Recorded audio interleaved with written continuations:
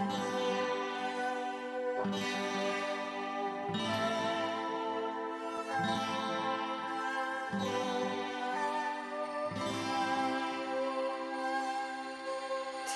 spree/serial killers who are also a couple were Charles Starkweather and Caril-Ann Fugate. Carol spelled obviously weird. Wow, can you not? That's rude. What? Do what? What is So rude. Over the period of 2 months, together they committed 11 murders, including those of Carol's family. At that time, Charles was 19 and Caril-Ann was only 14 years old. Hey, Jesus. Grooming at its finest. Starkweather was born in Nebraska on November 24th, 1938, and raised in the capital city of Lincoln. His childhood was unremarkable. His parents were loving and he got along well with his 6 siblings. Even though they were poor, they never went without food or shelter. It was in school where he had major problems. Due to him being bow-legged and having a speech impediment, Charles was severely bullied by other kids. And he entered high school, however, he began to grow bigger and stronger than his peers and excelled in sports and gym class. That's when he turned the tables on his bullies and became a bully himself. And anger and resentment were building inside of him and would soon explode. I just made it. In 1956, he met then 13-year-old Caril-Ann Fugate, and they quickly became inseparable. Charlie had never graduated high school, dropping out at the age of 16, and could only get menial minimum wage jobs due to no diploma and his low intellect. Working in a warehouse and then as a trash collector, he barely made enough to support himself, let alone both him and Caril-Ann. Charles began to envision living the rest of his life in poverty, and he resented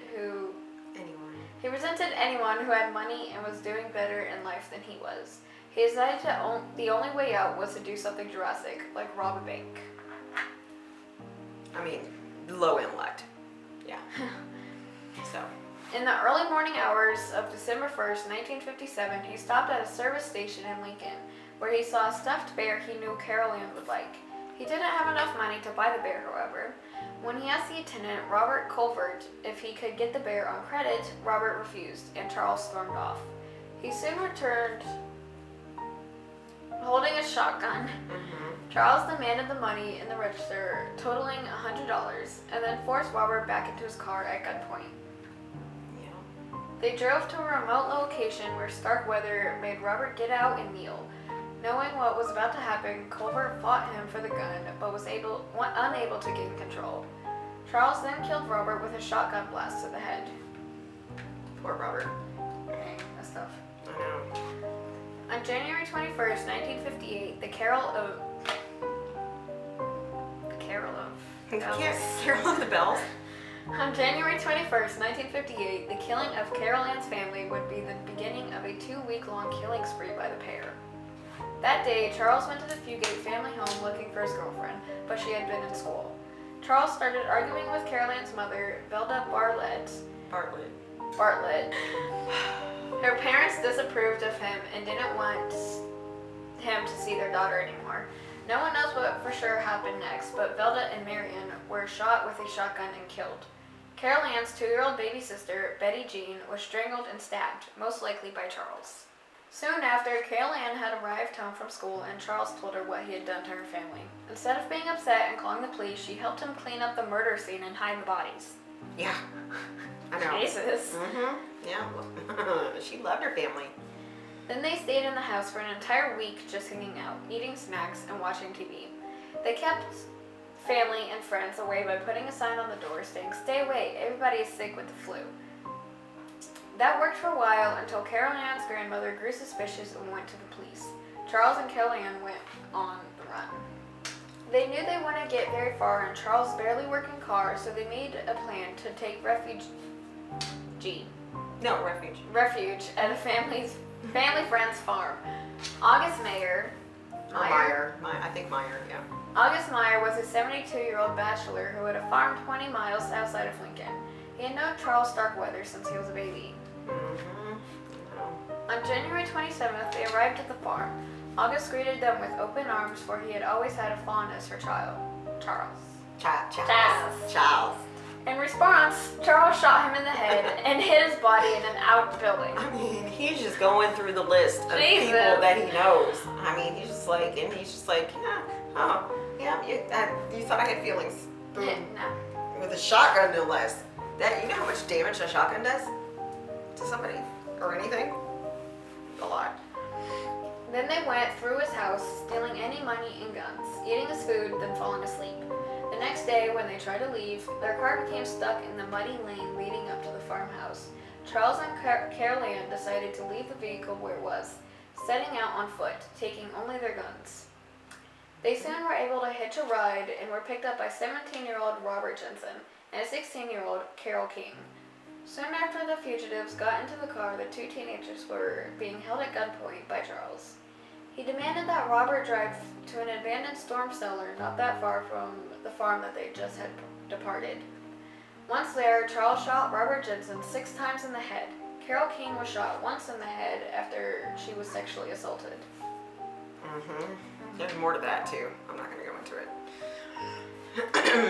The bodies were left in the cellar while Charles and Caril-Ann took off in Robert's car. Instead of trying to head as far away from the crime scenes as possible, they chose to head back into Lincoln, where they were known and wanted. They drove to the most affluent part of town, parked the stolen car, and fell asleep. They just don't care. They'll fall asleep They wherever. really do not care. Like, they're just like, well, we're tired. Let's go to sleep. I mean, seriously. That is a sign of just being so comfortable and no trauma, nothing going on in their lives, just comfort and peace. That's how you're able to fall asleep like that so quickly. That makes you wonder. I mean, yeah. The next morning, they chose the home of C. Lauer Ward to rob. C. Lauer Ward was the 47-year-old president of the Capitol Bridge and Steel Company and a close personal friend of the governor. He lived in the home with his wife, Clara Ward, and their 2 dogs. That morning, only Clara was home alone with their deaf 51-year-old housekeeper, Lillian Fensel, I think? Fensel. Yeah. When Lillian answered the door, Charles pointed a gun in her face and ordered her inside. Clara came downstairs where Charles demanded she fix him breakfast. After she politely asked him if she could go upstairs to change clothes, and he agreed. A few minutes passed and he went upstairs to check on her. This is when things got violent. Clara ended up getting stabbed repeatedly in the neck and chest. An hour and a half later, Mr. Ward came home where Charles greeted him with a gun, killing him. Charles and Caril-Ann then turned on to Lillian. They tied her up to one of the upstairs beds and viciously stabbed her to death. Jesus. I mean, endless supply of knives and bullets, apparently. And rope. I don't know. They loaded up the Ward's black 1956 Packard with food and valuables from the house and went back on the run. The next day, the bodies were found, and Governor Anderson's was notified of his friend's murder. In response, he called on the National Guard. The city was sealed off, and the hunt for the killers was on. This time, the pair decided to head west towards Washington. The next morning, the 29th of January, they crossed over into Wyoming. Wyoming? Did you say Wyoming? I said, they realized they needed to get rid of the stolen car that they were driving, and frantically were on the lookout for another one. They finally came upon a Buick parked on the side of the highway. Sleeping inside was Merle. I'm not sure how to call it. Collison? Yeah. A traveling shoe salesman. Back when those existed. Yeah. Charles woke Merle up and proceeded to shoot him in the head, neck, arm, and leg. With Collison laying dead in the passenger seat and Caril-Ann in the back, Charles started the car but couldn't figure out how to release the emergency brake. Low and talked. A concerned motorist stopped, thinking that they were having car trouble, and asked Charles if he could help. Starkweather pointed the gun at him and demanded he release... Huh? His favorite thing to do. Oh, yeah. I mean, points a gun at everybody. Okay. Demanded he release. Yeah. Starkweather pointed the gun at him and demanded he release the car's parking brake or he would kill him. At that moment, a deputy sheriff happened to be driving by, saw what was happening, and stopped. At this moment, Caril-Ann jumped out of the car and ran towards a police officer, screaming that she was being held hostage by a murderer. By then, Charlie had taken off into the Packard, and was a high-speed chase began. When the back window of Charlie's car was shot out by police, he came to an abrupt stop in the middle of the highway. A piece of glass from the shattered window had nicked Charles behind his ear, causing him to bleed profusely. Charles had surrendered because he thought he was dying. Both Charles Starkweather and Caril-Ann Fugate were tried and found guilty of first-degree murder. Charles received the death penalty and was executed via electric chair on June 25th, 1959. Which is, let me interrupt you, which is super fast for a death sentence to actually take place. I mean, because they committed these murders in 1957 or yeah. So then 2 years later, he was put to death like that. Now that never happens. It's because years and years and years upon years of appeals and like all that stuff. I'm just saying that is super quick. So he either rejected all the appeals or like it was just, I don't know, Wyoming has like crazy Wyoming laws. Anyways, sorry. Caril-Ann was given a life sentence, but was paroled of June of 1976. She still maintains her innocence, saying she had been held hostage by Charles and had no involvement in the murders. Yeah, she was only in prison for 20 years, maybe? Less than 20 years for killing 11 people, or 10. But she didn't kill because Robert Colbert, that wasn't her, but so 10 people. She was involved in the murders of. She lived in this her home, with her dead family for a week. Gotta do what you gotta do. And they ate snacks. I'm pretty sure had snacks, all kinds of stuff. She wasn't innocent. They pointed the finger at each other. Okay, what cereal? Baby. Girl. Ms. Wyoming. Wyoming. What is it? You explain I can't it. read. I know you can't. Exactly. What is it? Kellogg's. Shut up. Kellogg's Frosty. Wendy's Frosty. Chocolatey cereal. It's all chocolate. More things with marshmallows. Crispy crunchy? On average, about how many Frosty treats does Wendy sell in a year? What do you think? 2 million. Oh, that's wow. not an answer. That's not even an answer. There's 30 million. 30 million. 330 million or 260 million. That says 130. I said 130 million. What's the answer? Answer on bottom. What? On the bottom where? What? Answer 260 million. Error. Sell or give away, because literally it says free Frosty on this box.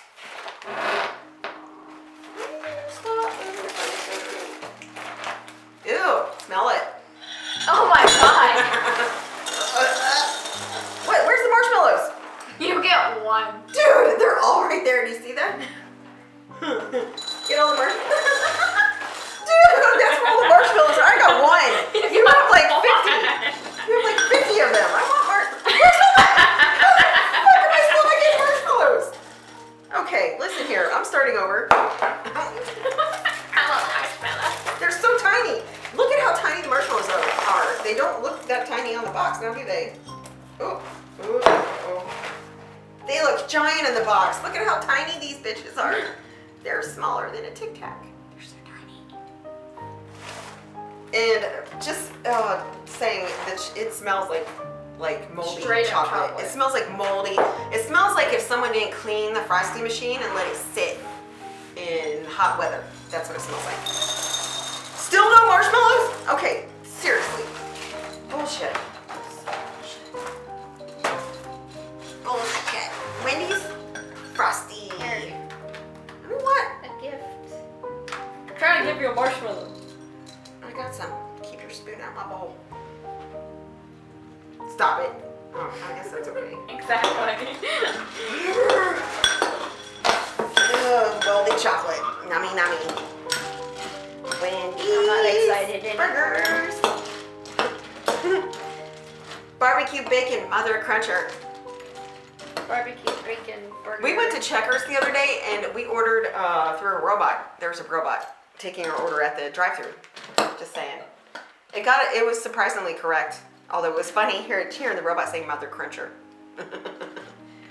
You're not gonna taste it? You taste it. Quit making a river and valley and a lake. Where's the Geography? Which you know nothing about, Wyoming.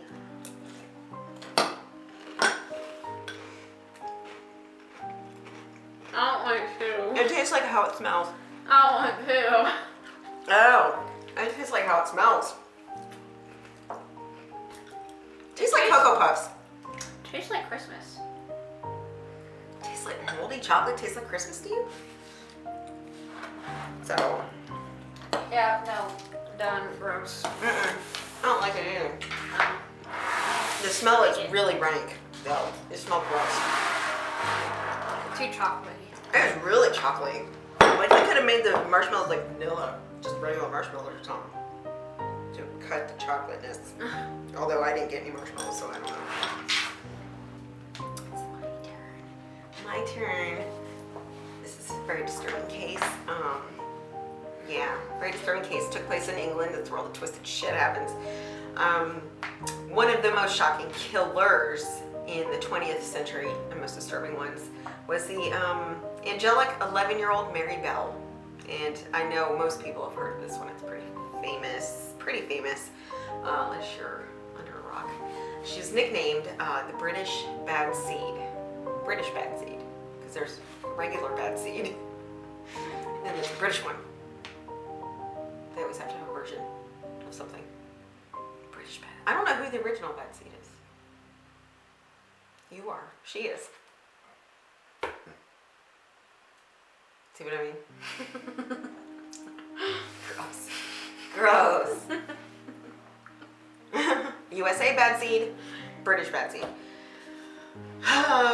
Mary Bell, nicknamed the British Bad Seed, born on May 26, 1957 in Newcastle upon Tyne. These town names, I swear. England. Mary endured horrendous abuse, shocker, from her mother, Betty McCricket. McCricket. That's a fucked up name. McCricket. Betty McCricket, who was a 17-year-old prostitute when she had given birth to Mary.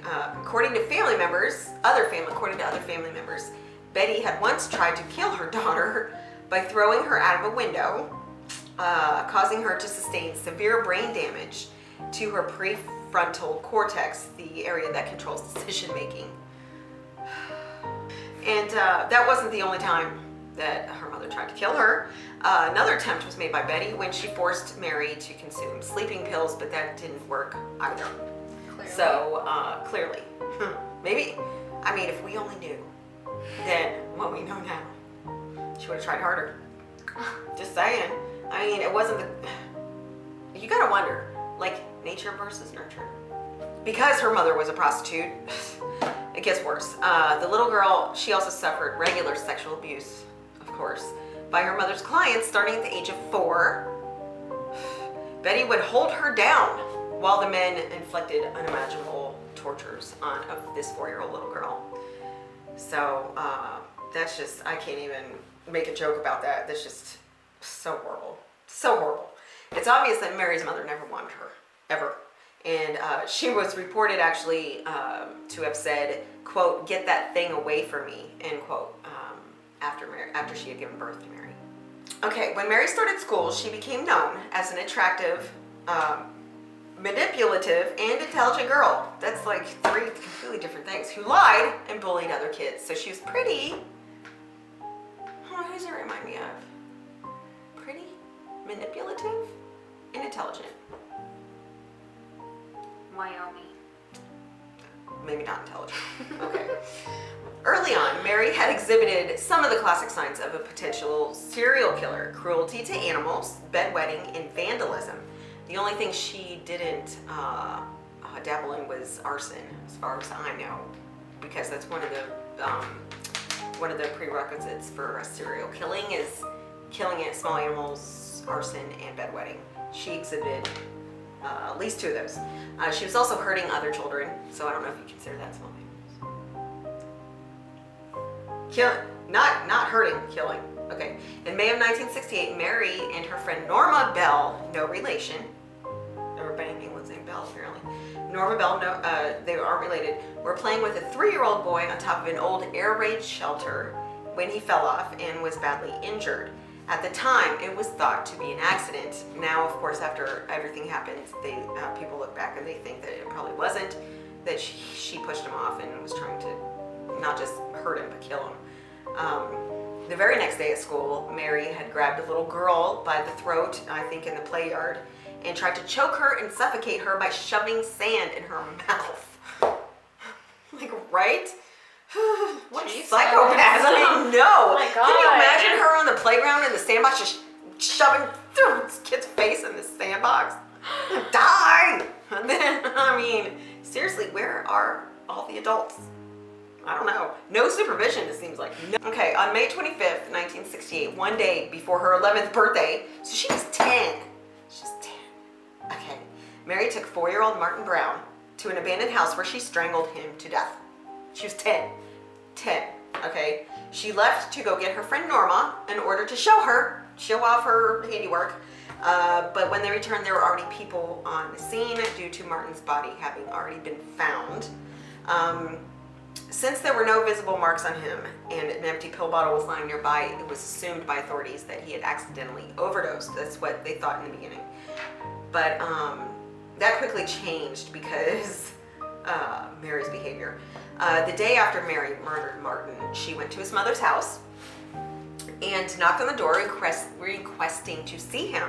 His mother, who had just had her son murdered the day before, remember, reminded Mary that her son was dead, and Mary replied, quote, "Oh, I know he's dead. I want to see him in his coffin," end quote. Because apparently back then they let people keep people in coffins in their house.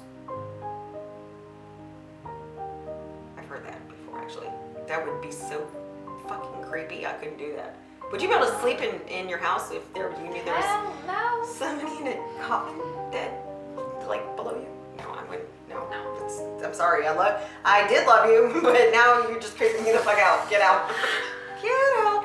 Obviously, the mother freaked out and slammed the door in her face because she's sadistic, twisted little turd. Okay, and she did that all on purpose. She did because she got pleasure from she got pleasure from causing pain to people. So because of the pain the mother went through when she said that to her, she obviously that gave her joy. So to see that pain, knowing that she caused all of it, knowing that she killed him, causing all this, that brought her joy. So that's Okay, later that week, Mary and Norma, 2 little heathens, man, broke into a children's nursery, what we call daycares, and vandalized the property. They left 4 notes scribbled on the walls with what, I'm not sure, probably crayon, admitting to Martin Brown's murder, but at the same time not disclosing their identities.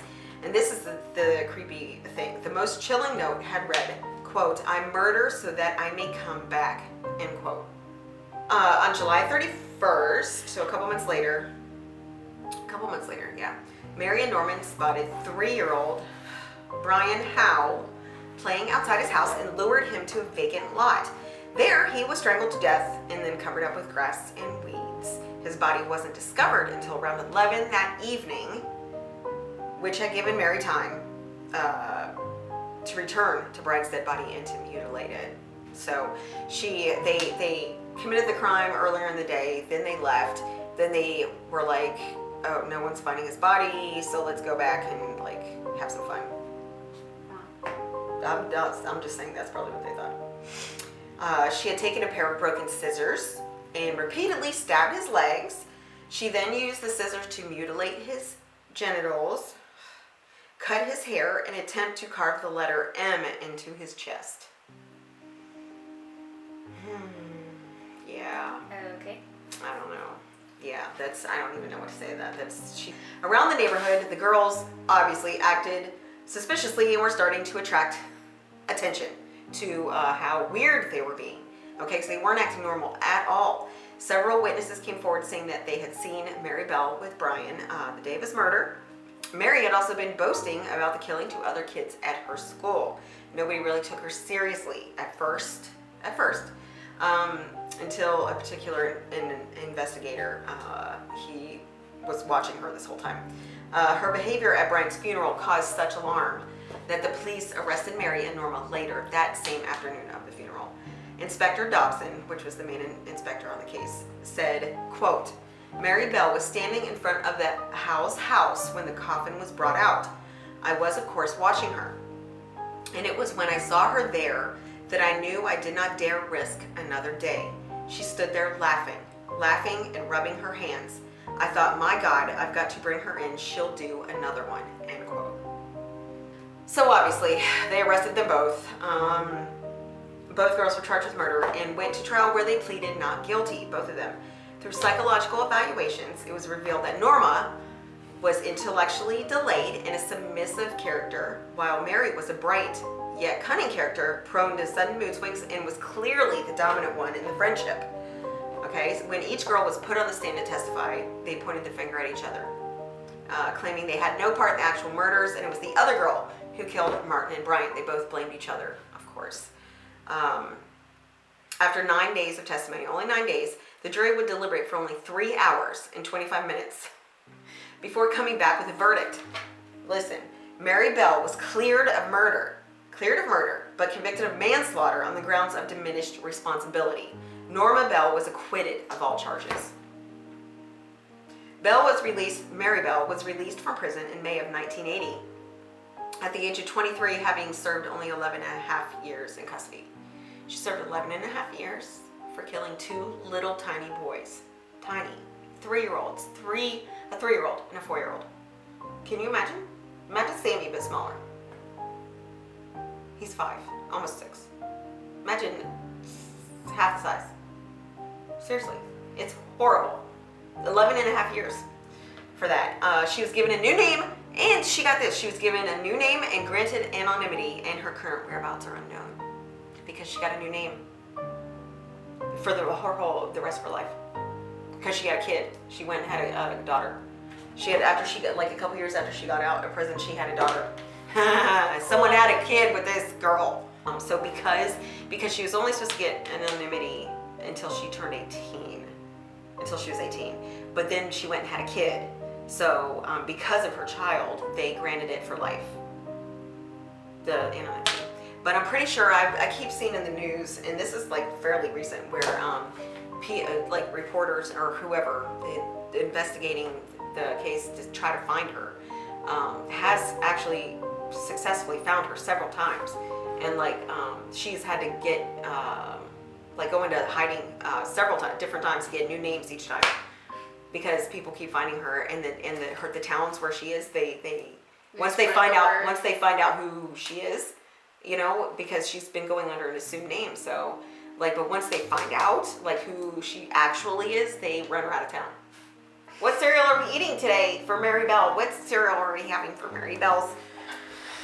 Mary Bell. In honor of the children that she In honor of all the children. Look at this cute little pretty girl. JoJo Siwa. There's bows. There's pink with bows and hearts and stars. Wait, who is this? Who is this anyway? I don't even know who this is. Who is this? JoJo Siwa. Who is she? Why is she famous? I don't know. She was on Dance Moms. As the mom or the kid? The kid. You're the one that said she had short hair, like that's supposed to mean something. Look at It's bright. so pink. It's neon pink. It's neon pink. I don't want to put this in my mouth. I don't want to either, but we're gonna. Nickelodeon. She was on Dancing with the Stars. She lives on Dancing with the Stars? So she was on. Oh, did she win? I think so. She looks like she's gonna eat the microphone. You don't wait for JoJo on them. Her name is Jolie or something. I'm pretty sure JoJo Siwa isn't her real name. Come on. I apologize. Ew, it smells gross once you put milk. Once you put milk on it, it smells nasty. We're supposed to be doing a video right now. Get open wide, like she's doing with that microphone. Gotta open wide. Really? JoJo, you destroy lives. This looks like, I don't need this.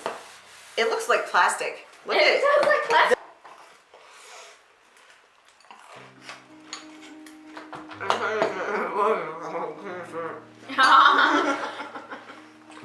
Oh, it doesn't taste like anything. It doesn't taste like anything. Do you think it tastes like anything? Tastes like balls. It has no flavor. Tastes like balls.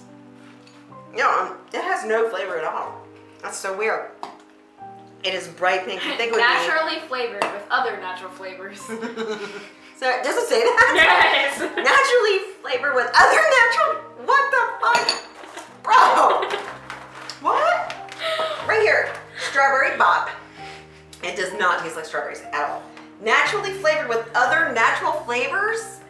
I don't understand. What does that mean? No specifics at What does all. that mean? But it tastes like it doesn't have any flavor to me. Poor JoJo. Okay, so what was your opinion on that? It sucked. That was a gross cereal. I mean, in my opinion, just stick to normal cereals. Don't try this weird shit. It's all gross. I don't think we liked not even one of them. We didn't like any of them. We don't like any of them. That's so sad. Gross. Anyway, so that's it for the serial killers. I know we goofed off a lot. I had some fun. So Sorry. I'm helping the needy. I'm twitchiness, please. God. Anyways, in the description box, I will have a list of all the cereals in case you want to go buy them. Yep. And hopefully, I will get back to releasing videos. For those of you who've made it this far, you don't even know how much that means to me. If you have made it this far, I really appreciate it. It means a lot to me because this channel is important to me. It really is. So, thank you for watching my channel, Crime Rewind. This is Jen Marie. And this is Bella. Catch you on the flip side.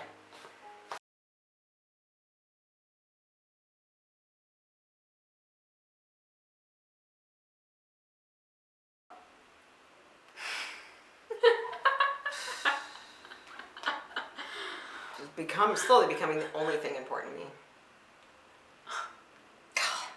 God. Anyways, I can't. Murder! Get out of my crotch. You all right? I think that camera looks like it's following me. Wyoming. Did you say Wyoming? I said Wyoming. Is that not how you say Wyoming. Not Wyoming. Isn't Wyoming a place? Wyoming is a state. Please edit this out. Place. Please Place edit. and state Please. are the same thing. I know What? Wyoming is a state. Wyoming. There's no ing. It's silent. It's not silent. It's not silent at all. It's not Wyoming. This time, the pair decided to head west towards Washington. The next morning, the 29th of January, they crossed over to Wyoming. Wyoming. It's Wyoming. No, it is not Wyoming. Bro, please. You're supposed to say bye, you fucking asshole. Say bye, Bella. Bye. I'm gonna start calling you Billy again.